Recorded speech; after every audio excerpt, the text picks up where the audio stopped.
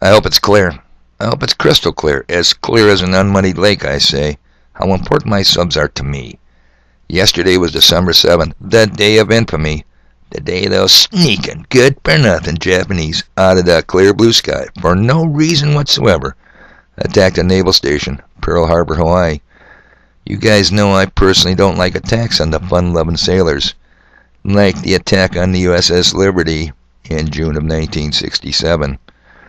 So of course I had planned on mentioning the Pearl Harbor attack, the attack that woke up the sleeping giant, the USA, and got us into World War II, the good war, fought by the greatest generation.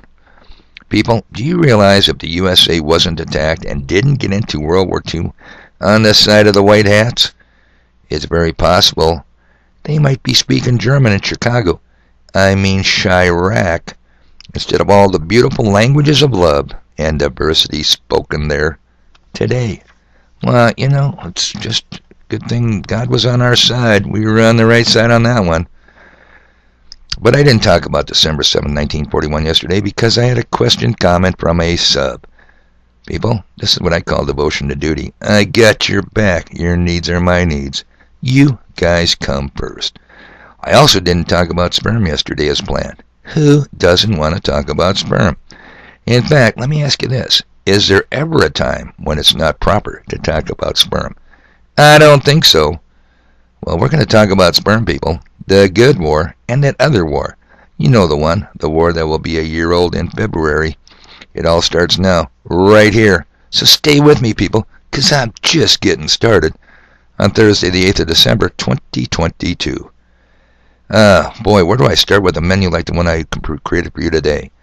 Why not the good war, WW2? It just so happens that the United States wasn't as innocent as we were first told. And how convenient our three modern carriers just so happened to be out at sea. Maneuvers, don't you know, that fateful day in 1941, leaving a number of obsolete World War I era battleships sitting in port, sitting ducks, I say. Now some twisted minds might think, what a perfect sacrifice. Let the Japanese sink their obsolete junk, kill 3,000 plus sailors and Army service members. The average American might be convinced America needs to get into this war. For after all, Germany is kicking the shit out of England and France's military at this time. And notice, people, I said military. Think Dunkirk, where the English army was pinned down, back against the water. Some people would say they were fucked.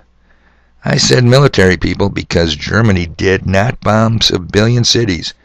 Oh no, England started that plan. Then Germany followed suit. Now prior to December 7th, did you know the U.S. Navy had an embargo around the island of Japan? A strategic blockade? Japan is a country rich in water, valuable teakwood, and gypsum. That's sheetrock, but not much else. Yes, Japan was in China, Southeast Asia, but so was Standard Oil. And Japanese presence there was creeping out the good people, the fun-loving people of Standard Oil. And Standard Oil was not alone. You see, Japan in their backward ways didn't understand if someone was going to rape the minerals and enslave the Asians' backward asses, it wasn't going to be Japan. Nope, that was America's job. So Japan had two options. Let me bring this up here, and we'll discuss this briefly. To avoid war, the Japanese first entered into negotiations with U.S. officials who demanded that Japan would first withdraw from China before any embargoes would end. Roosevelt, of course, knew the Japanese would never let themselves be humiliated in such a way. If the Japanese refused it, the embargo would continue, and they would collapse from economic strangulation.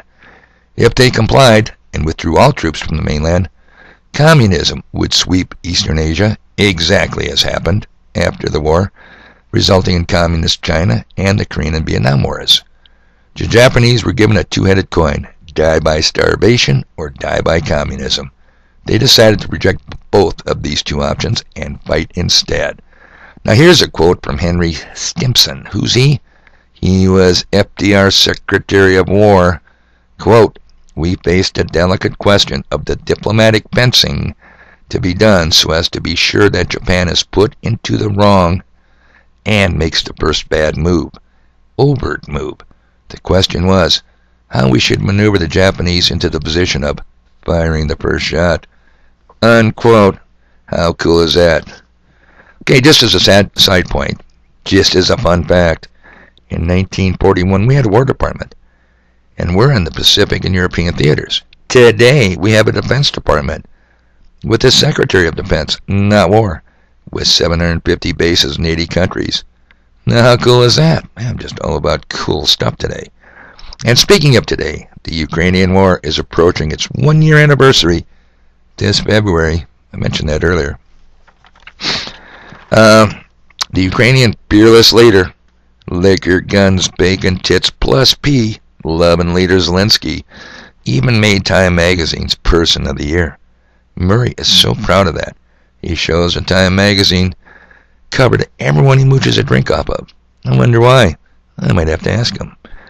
A few days ago, Ukraine drones attacked 2 strategic Russian Air Force bases. Nuclear forces bases, people. One a mere 150 miles from Moscow.